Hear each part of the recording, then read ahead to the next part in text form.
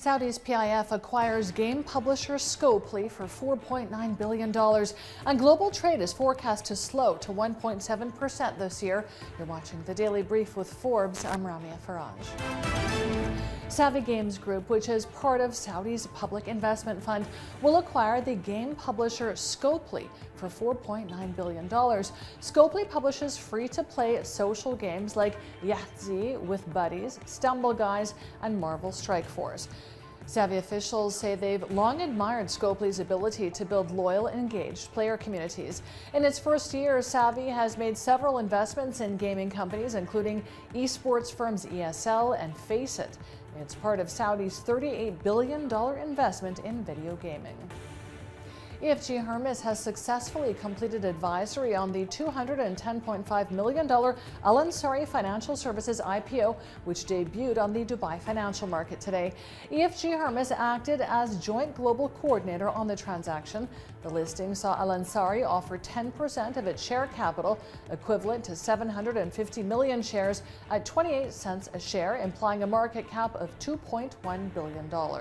The offering was 22 times oversubscribed and was priced at the higher end of the announced price range. Global trade is forecast to rise by 1.7% this year after rising by 2.7% last year. The World Trade Organization says it will be hampered by surging inflation, high interest rates, and the war in Ukraine. The WTO says trade continues to be a force for resilience in the global economy, but it will remain under pressure from external factors this year.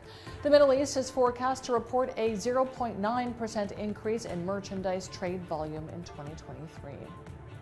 Sweden's prosecution authority says it remains unclear who was behind the sabotage of the Nord Stream pipelines connecting Russia and Germany, which spewed gas into the Baltic last year. The authority says it continues to investigate the incident and is working unconditionally, turning every stone and leaving nothing to chance. It says it hopes to be able to confirm who committed the crime, but it likely will be difficult given the circumstances. Twitter drew the anger of American radio broadcaster NPR after it tagged the news giant as a state-backed entity.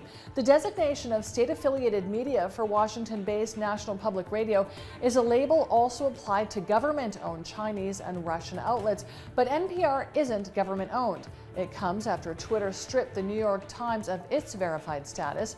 It's the first sign of Elon Musk's updated policies for news media and will limit the reach of these media giants on the platform. And staying with Musk, he's our biggest loser today on the Forbes Real-Time Billionaires ranking, down $4.6 billion overnight with net wealth of $188.2 billion. Our second biggest loser today is LVMH's Bernard Arnault, down $3.6 billion with net wealth of $226.2 billion. And our third place loser is Jeff Bezos, down $2.8 billion with net wealth of $124.2 billion. Check out our website and our social media for all of the latest Billionaires news. And more European authorities are deepening their scrutiny of ChatGPT.